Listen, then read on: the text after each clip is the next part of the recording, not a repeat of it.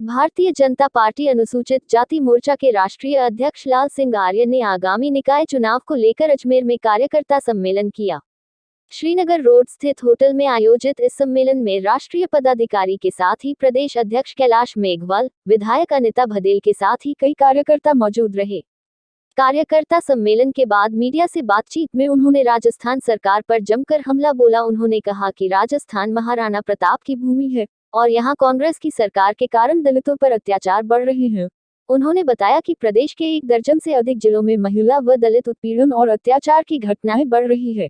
इसका जिम्मेदार प्रदेश की सरकार और मुख्यमंत्री अशोक गहलोत हैं, क्योंकि उनके पास गृह मंत्रालय है। साथ ही उन्होंने कहा कि राजस्थान की सरकार 2 गुटों में बटी है, जिसका फायदा आगामी निकाय चुनाव में बीजेपी को मिलेगा। वहीं उन्होंने आरोप लगाया कि राजस्थान में अपराध का ग्राफ लगातार बढ़ रहा है और अनुसूचित जाति के लोगों पर अत्याचार की घटनाएं देश में अव्वल पहुंच गई है। ऐसे में इन पर लगाम लगाने की आवश्यकता है, जिससे कि जनता का गुस्सा कम हो सके। उन्होंने कहा, आगामी निकाय चुनाव में जनता कांग्रेस और राजस्थान की सरकार को जवाब देगी। राष्ट्रीय अध्यक्ष आर्य ने बताया कि राजस्थान में गृह मंत्रालय मुख्यमंत्री अशोक गहलोत के पास है। ऐसे में उनकी जिम्मेदारी बनती है कि वो कानून व्यवस्था को माकूल रखें, साथ ही प्रदेश में विकास के आयाम स्थापित हो और जिन वादों को लेकर वह सत्ता में आए उन्हें पूरा किया जाए। लेकिन पिछले 2 साल में किसी भी वादे को पूरा नहीं किया गया और झूठ बोलकर सरकार सत्ता में आए। ऐसे में अब जनता इस सरकार को जवाब देंगे। राजस्थान में स्थानीय चुनाव है। किशनगढ़ और अजमेर में मुझे कार्यकर्ता सम्मेलन में उपस्थित रहना है। आज कार्यकर्ताओं की बैठक भी हुई है। तैयारियां क्या है ये भी मैंने मोर्चे के अध्यक्ष और टीम से पूछा है। पूरी भारतीय जनता पार्टी और एससी मोर्चा नीचे तक पूरी जमावट कर चुका है, पूरी ताकत से चुनाव में लगा है। आने वाले चुनाव में भारतीय जनता पार्टी का अच्छी तरह से कमल खिलेगा, क्योंकि जनता में गुस्सा है, अनुसूचित जाति के लोगों में गुस्सा है, किसानों में गुस्सा है, बेरोजगारों में गुस्सा है। विकास ठप है, इसको लेकर आम जनता दुखी है। सरकार अपने झगड़ों को सुलझाने में ही लगी हुई है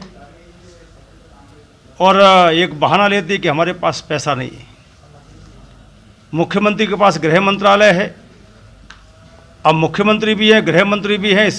इसके बाद भी राजस्थान में 1 दर्जन से अधिक जिलों में अनुसूचित जाति की बहन बेटियों के साथ सामूहिक बलात्कार हुए हैं।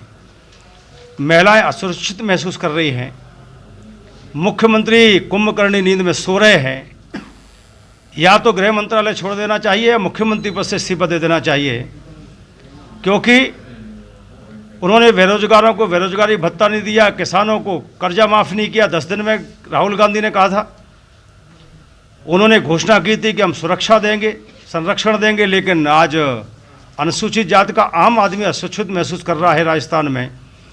इस राजस्थान की वो महाराणा प्रताप की धरती जो त्याग तपस्या बलिदान के लिए जानी जाती है, गहलोत के रहने से पूरे देश में राजस्थान में सबसे ज़्यादा अपराध घटित हो रहे हैं महिलाओं एससी के साथ।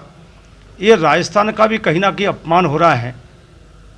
आम जनता कहीं ना कहीं अपमानित महसूस कर रही है, क्योंकि गहलोत की सरकार विकास विरोधी भी है, बेरोजगार विरोधी भी है, महिला विरोधी भी है और एससी विरोधी भी है। इसलिए आने वाले समय में जनता इसका माकूल जवाब देगी। पिछले फर्स्ट पार्ट में स्थानीय चुनाव में जनता ने उनको जवाब दिया भी है। सम्मेलन का क्या एजेंडा है आज जो सम्मेलन होने वाला? अनुसूचित जाति का सम्मेलन जो दोनों आहूत है वो कहीं ना कहीं चुनाव की दृष्टि से है। एससी के लोगों में हम कहेंगे कि ऐसी सरकार को 1 भी मिनट सरकार में रहने का अधिकार नहीं है। ऐसी सरकार को वोट देने का मुझे लगता है आवश्यकता नहीं है, जो कहीं ना कहीं एससी और दलित विरोधी हो।